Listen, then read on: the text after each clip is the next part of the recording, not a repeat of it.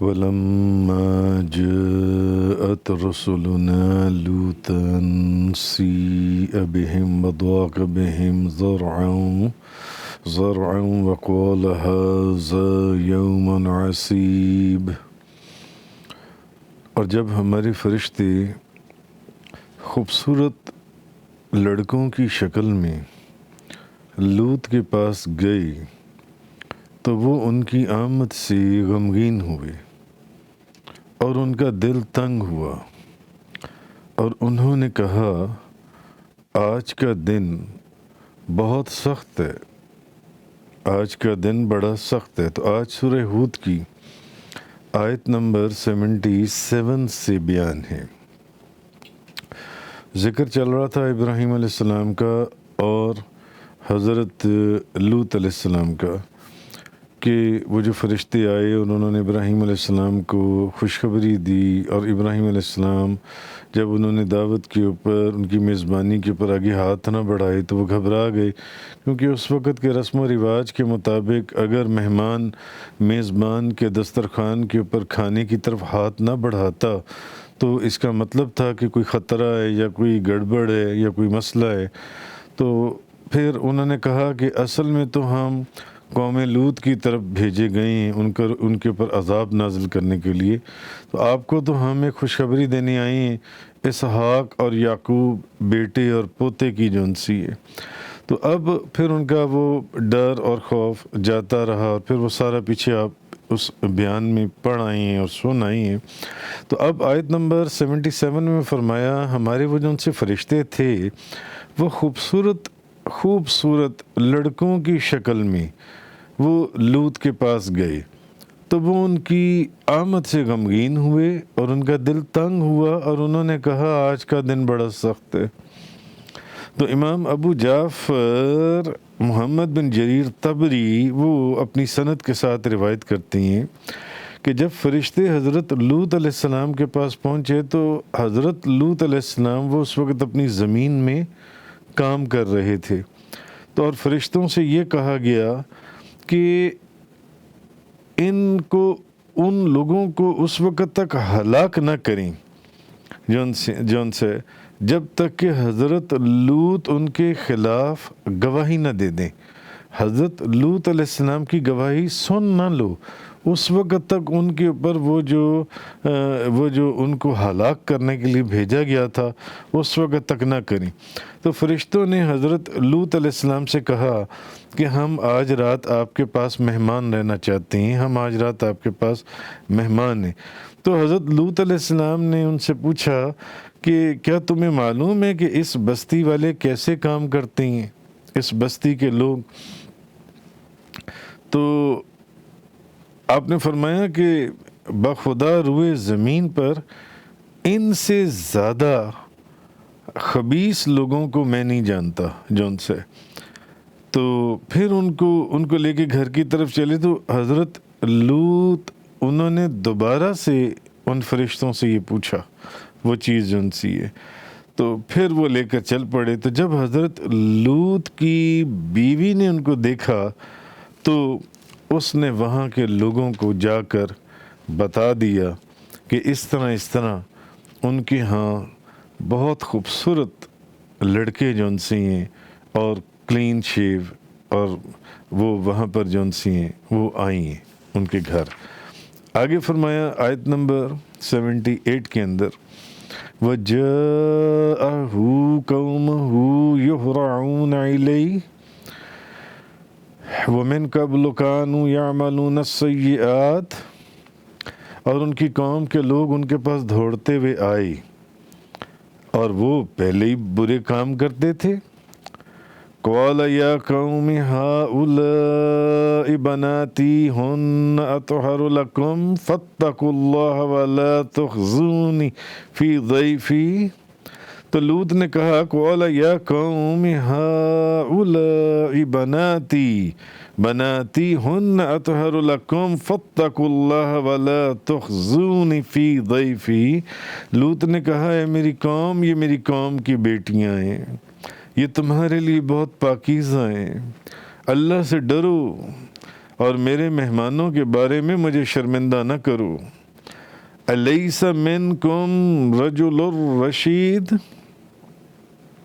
کیا تم میں کوئی نیک شخص نہیں ہے؟ حضرت لوط علیہ السلام نے، آیت نمبر 78، اور ان کی قوم کے لوگ ان کے پاس دوڑتے ہوئے آئے، اور وہ پہلے ہی برے کام کرتے تھے۔ لوط نے کہا ہے میری قوم، یہ میری قوم کی بیٹیاں ہیں۔ اب وہ برے کام، آپ اس کا سورۃ الاعراف کے اندر پہلے بھی تفصیل سے اس کا ذکر گزر چکا ہے کہ یہ مرد کے ساتھ اپنی شہوت پوری کرتا تھا، مرد کے ساتھ برائی کے کام کرتے تھے۔ تو اب وہ آئے، وہ تو پہلے برے کام کرتے تھے۔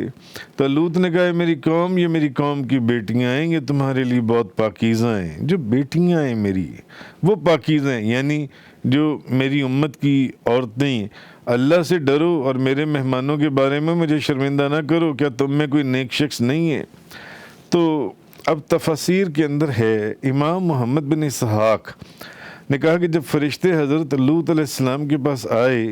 اور ان کی قوم کو یہ خبر ملی کہ حضرت لوط علیہ السلام کے پاس کلین شیو اور بڑے ہی خوبصورت نوجوان لڑکی آئی ہیں، تو اور ان کی قوم کو یہ خبر پہنچائی فوراً، وہ تو فرشتے تھے، ان کے گھر جیسے بھی پہنچ گئے، مگر ان کی بیوی نے ان کی قوم کو یہ خبر پہنچا دی جون سی ہے۔ تو اس نے ان سے کہا کہ میں نے ان کی قوم کو کہا کہ میں نے اس سے پہلے اتنے خوبصورت لڑکے نہیں دیکھے، اتنے حسین و جمیل لڑکے نہیں دیکھے، اور وہ لوگ تو پہلے ہی برائی کے کاموں میں ملوث تھے۔ وہ اپنی عورتوں، بیویوں کی بجائے وہ مردوں سے اپنی شہوت کو پورا کیا کرتے تھے جن سے، تو اور ان سے پہلے یہ کام کسی نے بھی نہیں کیا تھا، یہ کام جن سے اس قوم سے پہلے۔ تو وہ دوڑتے ہوئے، اب وہ جو لوگ ہیں حضرت لوط علیہ السلام کے پاس آئے اور ان کو کہا کہ کیا آپ نے ہم سے یہ نہیں کہا تھا کہ آپ کے پاس کوئی شخص نہ آئے؟ ہم نے آپ کو کہا تھا کہ آپ کے پاس کوئی ایسا شخص نہ آئے، تو اگر کوئی آیا تو یعنی کہ ہم تو یہ بے حیائی کے کام کرتے ہی ہیں، تو ہم نے یہ بے حیائی کا کام کرنا ہی کرنا ہے۔ تو تب حضرت لوط نے کہا کہ اے میری قوم، یہ میری قوم کی بیٹیاں ہیں، یہ تمہارے لیے بہت پاکیزہ ہیں، اور میں ان بیٹیوں سے نکاح کرنے کو اپنے مہمانوں کو فدیہ دیتا ہوں۔ تو حضرت لوط علیہ السلام نے ان کو یہ دعوت دی تھی، یعنی حرام کام نہ کرو، حرام کام کو چھوڑ دو، حلال نکاح کرو، عورتوں کے ساتھ نکاح کرو۔ تو سعید بن جبیر نے کہا یعنی قوم کی عورتوں سے نکاح کرو۔ یہ تم کیا تم گناہ کا کام، کیا تم غلاظت اور گندگی کر رہی ہو؟ تم قوم کی عورتوں سے نکاح کرو جو ان کی بیٹیاں ہیں اور وہ ان کے نبی ہیں، یعنی یہ کیونکہ نبی جو ہے وہ امت کے لیے بمنزلہ باپ کی ہوتا ہے، نبی جو ہے اپنی امت کے اوپر بمنزلہ باپ کی ہے، جو مفسرین نے لکھا۔ تو اس لیے امت کی پھر جو عورتیں ہیں وہ اس کی بیٹیاں ہیں، تو انہوں نے کہا کہ یہ میری بیٹیاں ہیں، اور میں چونکہ اس امت کا نبی ہوں تو میں تمہیں کہتا ہوں کہ بھئی تم ان عورتوں سے نکاح کرو، عورتوں سے نکاح کرو، بجائے اس کے کہ تم یہ جو گندگی اور غلاظت کی طرف اور اوپر سے آ کر یہ بدماشی کر رہے ہو کہ یہ نوجوان اور جو خوبصورت لڑکیاں آئی ہیں آپ کے پاس، ہم ان کے ساتھ بے حیائی کا کام کریں گے اور گندے کام کریں گے۔ تو اللہ تعالیٰ نے فرمایا، حضرت لوط نے کہا کہ اللہ سے ڈرو اور میرے مہمانوں کے بارے میں مجھے شرمندہ نہ کرو، کیا تم میں کوئی نیک شخص نہیں ہے؟ تم یہ کیا کام کرنے لگی ہو؟ اللہ سے ڈرو اور اس بے حیائی کے کام سے باز آ جاؤ۔ تو اور یہ بھی سوچ لو کہ اس کام کے پھر جو عذاب نازل ہوگا پھر کیا کرو گے، اس کا خوف کرو۔ اور میرے مہمانوں سے، جو میرے گھر میں مہمان آئی ہیں، ایک نبی کے گھر میں مہمان، اب اصل میں تو وہ فرشتے تھے جو انسانوں کے بھیس میں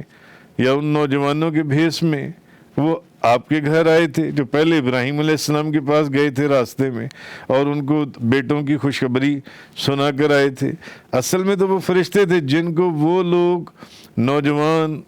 اور خوبصورت لڑکوں کی شکل میں دیکھ رہے تھے، وہ جو ان سے، تو ان کو یہ بات نہیں معلوم تھی۔ خیر، آگے فرمایا قالو آیت نمبر 79، قالو لقد علمت ما لنا فی بناتک من حق وانک لتعلم ما نرید، انہوں نے کہا آپ خوب جانتے ہیں کہ آپ کی جو قوم کی بیٹیوں میں ہماری کوئی دلچسپی نہیں ہے، اور آپ خوب جانتے ہیں کہ ہماری اندر کی خواہش کیا ہے۔ قال لو ان لی بکم قوة او اعوی الی رکن شدید،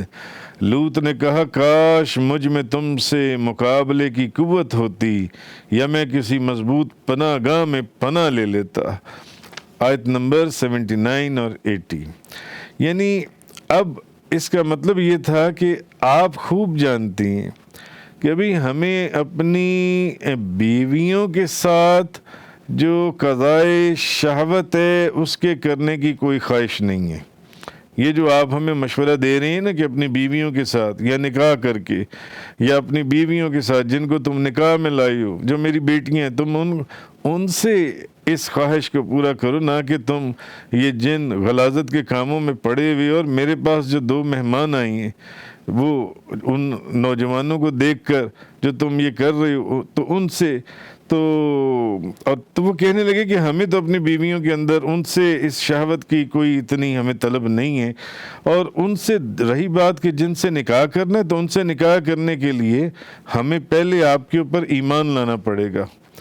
تو اور وہ ہمیں منظور نہیں، ہم تو ایمان لانے والے نہیں ہیں آپ کے اوپر، ہم آپ کے اوپر ایمان نہیں لائیں گے۔ اور آپ یہ بھی خوب جانتے ہیں کہ ہم لڑکوں سے اپنی خواہش کو پورا کرنا چاہتے ہیں،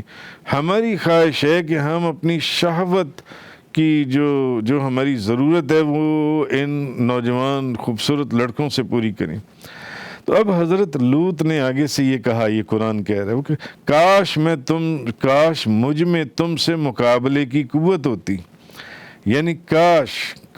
انہوں نے فرمایا کاش مجھ میں تم سے مقابلے کی قوت ہوتی۔ قال لو ان لی بکم قوة او آوی الی رکن شدید، لوط نے کہا کاش مجھ میں تم سے مقابلے کی قوت ہوتی یا میں کسی مضبوط پناہ گاہ میں پناہ لے لیتا، کاش کہ ایسی بات ہوتی جون سی ہے، یعنی کاش میں تنہا، میرے میں اتنی طاقت ہوتی کہ میں اکیلا تمہیں اس بے حیائی کے کام سے روکنے پر قادر ہوتا۔ یہ جو تم مرد کے ساتھ اپنی شہوت کو پورا کرتا ہے، یا تم ان لڑکوں کو دیکھ کر جو یہاں دوڑے ہو ان لڑکوں کے ساتھ اپنی شہوت کو پورا کرنے چاہتی ہو، یا میں کسی مضبوط پناہ گاہ میں پناہ لے لیتا، کاش میرے پاس، یا مفسرین نے مختلف لکھی ہیں، کاش یا تو میرے پاس تم سے مقابلے کی طاقت ہوتی، یا میں اکیلا تمہیں اس برائی کے کام سے روک لیتا، یا میں کسی مضبوط پناہ گاہ میں پناہ لے لیتا، کاش میرے پاس ایک لشکر ہوتا جس کی مدد سے میں اس برائی کو روکتا۔ تو حضرت ابو ہریرہ رضی اللہ تعالیٰ عنہ، بخاری اور مسلم شریف کی حدیث ہے، وہ فرماتے ہیں کہ نبی کریم صلی اللہ علیہ وسلم نے فرمایا اللہ تعالیٰ حضرت لوط کی مغفرت فرمائے، اللہ تعالیٰ بے شک رکن شدید کی پناہ کی خواہش کرتے تھے، کہ وہ بے شک رکن شدید کی خواہش کی پناہ کرتے تھے۔ تو نبی پاک صلی اللہ علیہ وسلم نے یہ جو فرمایا تھا کہ اللہ تعالیٰ حضرت لوط کی مغفرت فرمائے، اس کی وجہ یہ تھی کہ انہوں نے اللہ کی پناہ نہیں لی، اللہ کی پناہ نہیں۔ علامہ نووی نے کہا کہ ہو سکتا ہے کہ انہوں نے اپنے باطن میں اللہ تعالیٰ سے اپنی پناہ طلب کی ہو، اور ظاہر میں یہ کہا ہو کہ ان کی مدد کے لیے ان کے پاس کوئی کی قوت یا ان کی پشت کے اوپر کوئی قبیلہ نہیں ہے،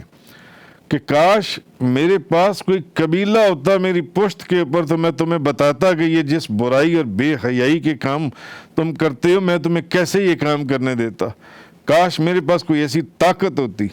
میرے پاس قوت ہوتی، یا میری پشت کے اوپر کوئی قبیلہ ہوتا، پھر میں دیکھتا کہ تم اس برائی کے کام میں کیسے کرتے ہو۔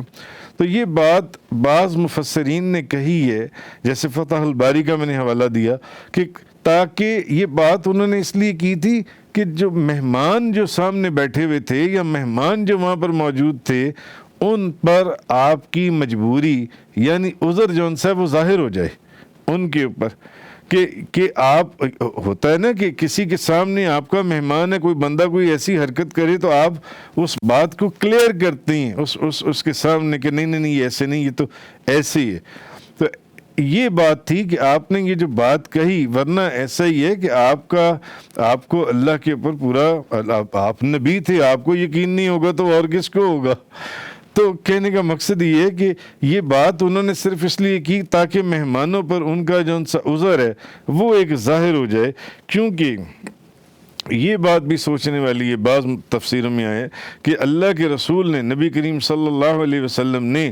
حضرت لوط کے اوپر تنقید نہیں کی،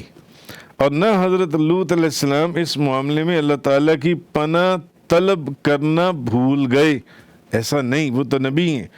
تو انہوں نے جو کچھ کہا، اصل میں انہوں نے جو کچھ کہا کہ انہیں کاش مجھ میں تم سے مقابلے کی قوت ہوتی، یا میں کسی پناہ گاہ میں پناہ لے لیتا کہ تم کسی نوجوان کے ساتھ بے حیائی کا کام نہ کر سکتے، یا میرے پشت کے اوپر کوئی قبیلہ ہوتا پھر میں تمہیں بتاتا کہ تم یہ کیسے بے حیائی کا کام کرتی ہو. تو اصل میں یہ جو ان سی چیز تھی، یہ صرف مہمانوں کے دلوں کو مطمئن کرنے کے لیے یہ ایک ان کی بات تھی. ان مہمانوں کو ان کی سیٹسفیکشن، مہمانوں کی سیٹسفیکشن کہ جو مہمان آئے بیٹھے ہوئے ہیں، تاکہ وہ کیا سوچیں گے کہ یہاں پر میری قوم جو ان سی ہے وہ کیا حرکت یا کیا چیز کر رہی ہے جو ان سی ہے. تو ان کے سامنے اپنا عذر ظاہر کرنے کے لیے تھا. تو کیونکہ عرف اور عادت یہی ہے کہ لوگ اپنی طاقت، اور یہ بات ایک بالکل ہے کہ رسم و رواج کے اندر بھی، کہ لوگ اپنی طاقت جو ان سی ہے اور اپنے قبیلے کی وجہ سے جو ان سے وہ اپنا ڈیفینڈ کرتے ہیں یا کسی کو بچاتی ہیں جو ان سے. اس لیے عرف اور عادت ایک کے تحت یہ بات کہی گئی تھی. اور حقیقت میں حضرت لوط علیہ السلام کے عمدہ اخلاق تھے، جس کی بنا کے اوپر حضرت لوط علیہ السلام تعریف کے مستحق ہیں. تو نبی پاک صلی اللہ علیہ وسلم نے جو یہ فرمایا کہ اللہ لوط پر رحم فرمائے، نبی پاک صلی اللہ علیہ وسلم نے یہ بات جو فرمائی کہ اللہ لوط کے اوپر رحم فرمائے، یہ نبی پاک صلی اللہ علیہ وسلم نے، مفسرین فرماتے ہیں کہ حضرت لوط علیہ السلام کے اوپر کوئی تنقید نہیں کی بلکہ ان کی تعریف کی، یہ ان کی مدح فرمائی ہے، یہ ان کی تعریف ہے کہ آپ ان کے لیے دعا فرما رہی ہیں، اللہ ان کے اوپر رحم فرمائے، اللہ ان پر رحم فرمائے. یہ دعائیہ کلمات ہیں، یہ دعا ہے جو ان سی ہے. تو یہ تعریف ہے، اللہ آپ پر رحم فرمائے جو ان سی. تو یہ کوئی تنقید نہیں ہے جیسے بعض لوگوں نے اس کے معنی جو ان سے ہیں وہ تنقید کے لے لیا. اس کی کئی مثالیں قرآن پاک میں ملتی ہیں، مگر اگر ہم اس طرف کو جائیں گے تو بات ذرا لمبی ہو جائے گی. آگے فرمایا قالوا یا لوط، فرشتوں نے کہا اے لوط، ان رسول ربک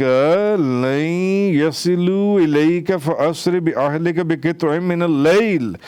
ولا یلتفت منکم احد الا امرأتک انہ مصیبها ما اصابہم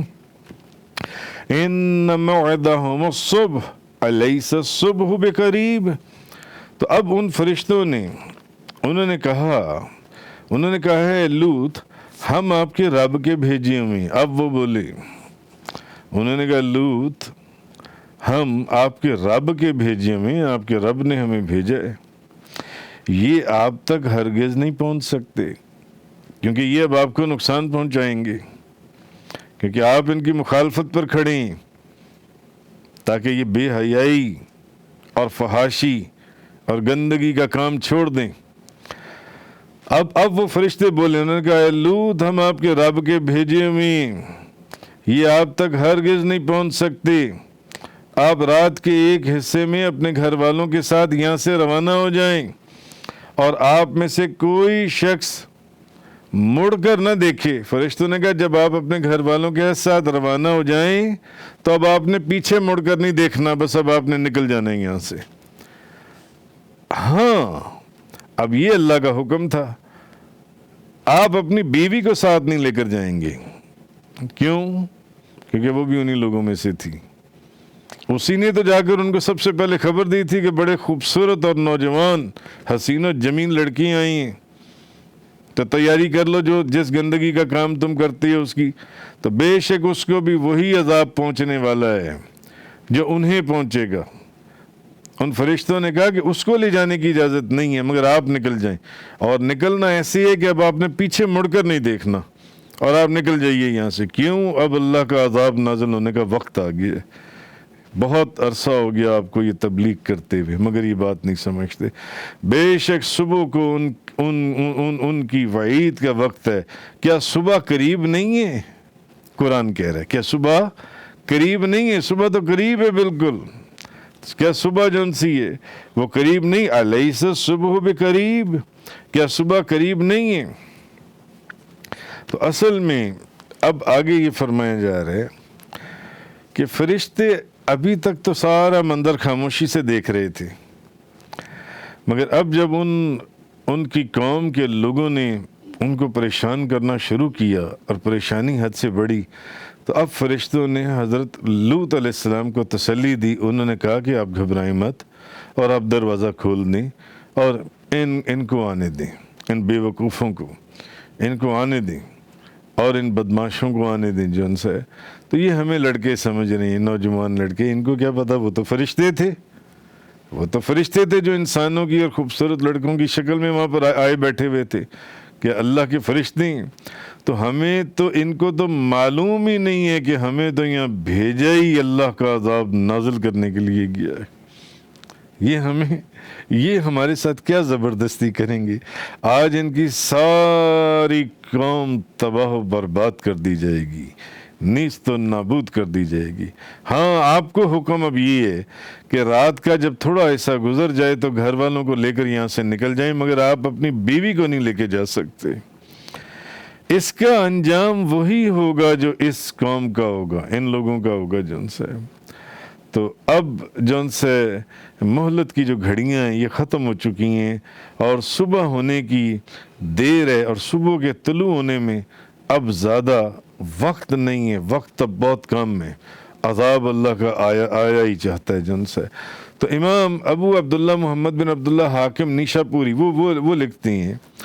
कि हज़रत अब्दुल्ला बिन अब्बास रदी अल्लाह ताला अन्हुमा और बाज़ दीगर सहाबा से उन्होंने एक तवील हदीस बयान की है, जिस हदीस के आखिर में ये अल्फाज हैं कि जब हज़रत लूत ने कहा कि काश मैं तुमसे मुकाबले की कुव्वत रखता, मेरे पास तुमसे मुकाबले की कुव्वत होती, या मैं किसी मजबूत किले के अंदर पनाह ले लेता। तो हज़रत जिब्रील अलैहिस्सलाम ने जब उन्होंने ये कहा ना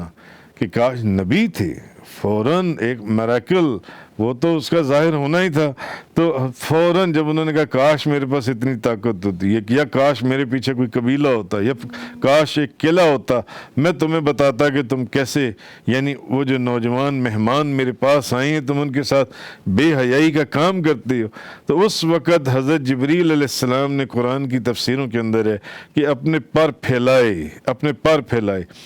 और वो जितने लोग थे उनकी आंखों को अंधा कर दिया। अब जब वो सब अंधे हो गए तो अब वो भागे और उल्टे पांव भागे। तो उन्होंने कहा, उनके मुंह से निकला कि लूत के घर में जो लोग हैं वो तो इस ज़मीन के बहुत बड़े जादूगर हैं कि सारों को अंधा कर दिया है। वो जिब्रील अलैहिस्सलाम के पर थे। जब हज़रत लूत अलैहिस्सलाम ने कहा ना कि काश मेरे में इतनी ताकत होती, मेरे पास पीछे कोई कबीला होता, या मेरे पास कोई किला होता, तो फरिश्तों ने कहा, ए लूत, ये लोग आप तक नहीं पहुंच सकते, आप घबराएं ना। ये हमें नौजवान लड़के समझ रहे हैं, इनको नहीं पता हम फरिश्ते हैं, हमें अल्लाह ने भेजा है इनके ऊपर अज़ाब नाज़िल करने के लिए। आप अपने घर वालों के साथ रातों रात रवाना हो जाएं, मगर जब आप रवाना हो जाएं तो फिर आपने पीछे मुड़कर नहीं देखना कि पीछे क्या हो रहा है, पीछे नहीं आपने मुड़ना। और आप अपनी बीवी को नहीं लेके जा सकते, बीवी को नहीं लेके जाएंगे आप।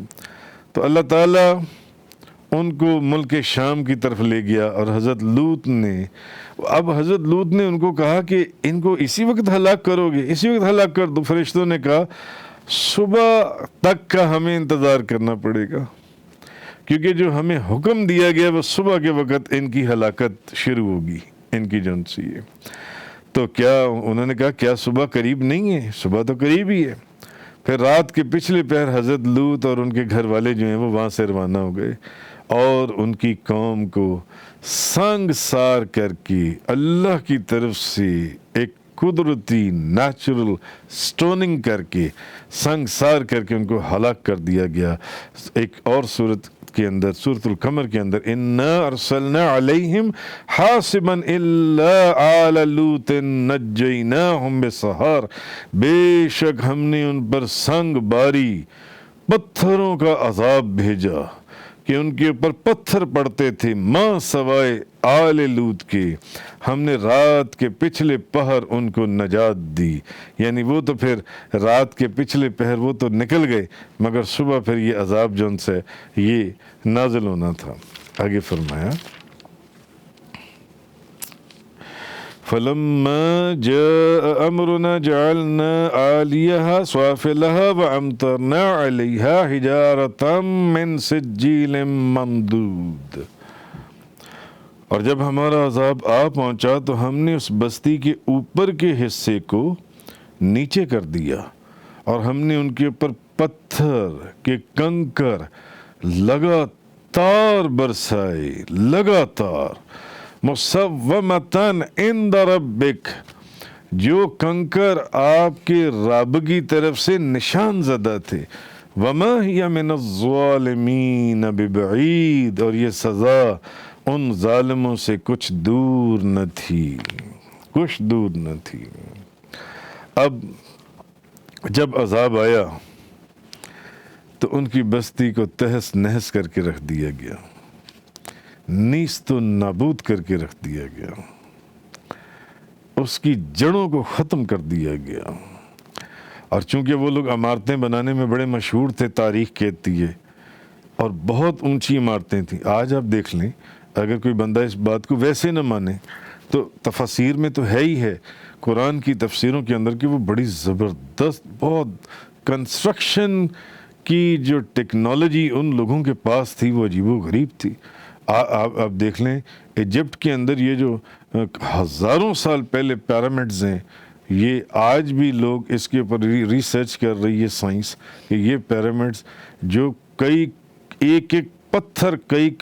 ٹن وزنی اور لاکھوں کروڑوں پتھر ہزاروں میل دور سے کیسے وہاں پر پہنچائے گئے اور کیسے وہ لگائے گئے۔ میں ایجپٹ کے اندر قاہرہ میں وہ خود دیکھ کر آیا ہوں پیرامڈز جن سے، کہ وہ کون سی انجینئرنگ ٹیکنالوجی تھی آج سے ہزاروں سال پہلے، کیا چیز تھی جو لگائے گئے۔ خیر، وہ جو ان کی عمارتیں تھیں وہ سب زمین پر الٹا دی گئیں اور ان پر سخت پتھروں کی بارش شروع ہو گئی جن سی ہے وہ سب خاک اور سیاہ بن کر رہ گئے جن سی ہیں۔ اور وہ جتنی بستیاں آباد تھیں، وہ جو بحر لوط ہے، کہا جاتا ہے کہ آج بھی اس جگہ اور اس مقام سے دھوئیں کے بادل اٹھتے ہیں اور کثرت سے زلزلے آتے رہتے ہیں۔ وہ آپ کو یوٹیوب کے اوپر بھی اگر آپ دیکھیں تو بے شمار اس کی تفصیل جن سی ہیں مل جاتی ہے۔ یعنی وہ پتھر جو قرآن کہہ رہے ہیں کہ وہ ایسے برستے تھے کہ لگاتار برستے تھے، جیسے ایک دھاگے کے اندر دانے پروئے ہوتے ہیں، ایسے وہ پتھر برس رہے تھے جون سے، اور جیسے کہ اور ان کی اور نشان زدہ، یعنی کہ ان نشانہ لے کر وہ پتھر پڑتے تھے جون سے، اور جس کو آپ کیا کہہ لیں آج کی ٹیکنالوجی میں، آپ نشانہ لے کر جو بھی ایک کسی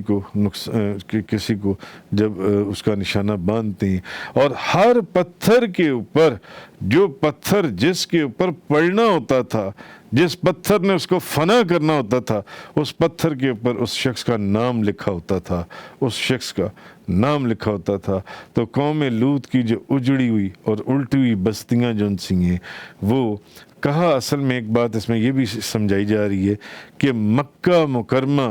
کے جو ظالم काफिर हैं वो उनसे दूर नहीं है और वो वहाँ से गुज़रते रहते हैं उन इलाकों के पास से, तो क्या उन्होंने नहीं देखा कि उस कौम के ऊपर कैसा अज़ाब नाज़िल हुआ था? अपनी आँखों से जाकर उसकी तस्दीक करें। आज भी वो इलाका जो है वो एक इबरत का निशान है जो उनसे, तो हम उन्हें किसी ऐसी कौम का हाल नहीं सुना रहे जिनका जिस वीरान इलाके तक मक्का मुकरमा के काफिरों की रसाई नहीं है। ये लोग वहाँ से गुज़रते हैं और ये देखते हैं उन इलाकों को जो उनसे, तो आगे जो उनसे अल्लामा कुर्तबी रहमतुल्लाह अलैह कई अहादीस हैं इसके अंदर, मगर हसन बयान करते हैं कि अल्लाह के रसूल ने फरमाया कि कौम लूत के अंदर, कौम लूत जो है ये 10 कामों की वजह से हलाक की गई थी, और मेरी उम्मत नबी पाक सल्लल्लाहु अलैहि वसल्लम ने फरमाया इनसे एक काम ज़्यादा करेगी, मेरी उम्मत के जो लोग हैं। अच्छा, उनके अंदर वो 10 काम ऐसे कौन से थे जिसकी वजह से उस कौम को हलाक किया गया? एक तो हुजूर ने फरमाया नबी पाक सल्लल्लाहु अलैहि वसल्लम ने कि वो अपनी जिनसी तस्कीन जौन सी है, जिनसी ख्वाहिश जौन सी है, वो मर्द से हासिल करता था, उनको औरतों में दिलचस्पी नहीं थी, वो मर्दों से अपनी जिनसी ख्वाहिश पूरी करते थे जो उनसे। दूसरा ये कि वो गुलेल मारते थे हदीस में। तीसरा ये कि वो कंकर मारते थे,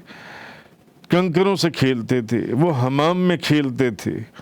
नहाने वाली जगह के ऊपर दफ बजाते थे और शराब पीते थे। और दूसरा ये कि दाढ़ी काटते थे और मूछें जो सी हैं वो लंबी रखते थे और तालियां बजाते थे और रेशम पहनते थे। हुजूर ने फरमाया ये वो 10 काम हैं जिन 10 कामों की वजह से उनकी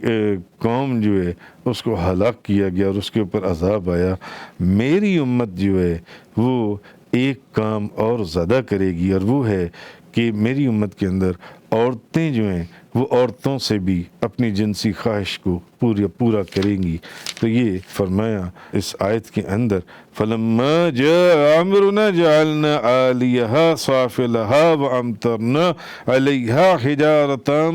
मिन सिज्जीलिम मंदूद। सो जब हमारा अज़ाब आ पहुँचा तो हमने उस बस्ती के ऊपर के हिस्से को उसके नीचे कर दिया। जिब्रील अलैहिस्सलाम ने फिर वो जन से अपना पर, उस पर के सिरिए वो जितना इलाका था उसमें जितने भी शहर आते थे वो 3-4 उसकी तफसील आती, उनको उठाया और उनको ऊपर ले गए और ऊपर ले जाकर उसको ऊंधा जिब्रील अलैहिस्सलाम कर दिया। यहाँ तक कि बाज़ रिवायात में आया इतना ऊपर कर दिया कि आसमान वालों ने कुत्तों के और मुर्गों के चीखने की आवाज़ें सुननी जो सी हैं, और फिर उनके ऊपर पत्थर जो सी हैं वो बरसने लगे कि व अमतरना अलैहा हिजारतम मिन सिज्जीलिम मंदूद। उनके ऊपर पत्थर के कंकर लगातार जैसे एक धागे के अंदर दाने पड़े होते हैं ऐसे उनके ऊपर पत्थर बरसते थे। मुसव्वमतन इंद रब्बिक, जो कंकर आपके रब की तरफ से निशान ज़दा थे। और यानी कि हर पत्थर के ऊपर मरने वाले का या जिसके ऊपर वो पत्थर पड़ता था उसके ऊपर उसका नाम मौजूद होता था। वमा हिया मिनज़्ज़ालिमीन बिबईद, और ये सज़ा उन जालिमों से कुछ दूर न थी। उन जालिम मक्का मुकरमा के जो जालिम लोग थे, जो नबी पाक सल्लल्लाहु अलैहि वसल्लम सहाबा कराम के साथ बेहद ज़्यादतियाँ और जो बेअदबी और गुस्ताखी करते थे, उनको फरमाया जा रहा है समझा कि वो इलाके तुम लोगों से दूर नहीं हैं जहाँ पर अल्लाह का अज़ाब पहले नाजिल हो चुका है, तुम लोग वहाँ से गुज़रते हो। देखो तो अभी भी समझ जाओ, और अभी भी समझ जाओ कि जब अल्लाह के नबी कुछ फरमा दें तो वहाँ पर सर तस्लीम खम कर देना चाहिए। तफसीर कुरान का ये लेक्चर इंग्लिश में सुनने के लिए बराह करम डिस्क्रिप्शन में मौजूद लिंक पर क्लिक करें।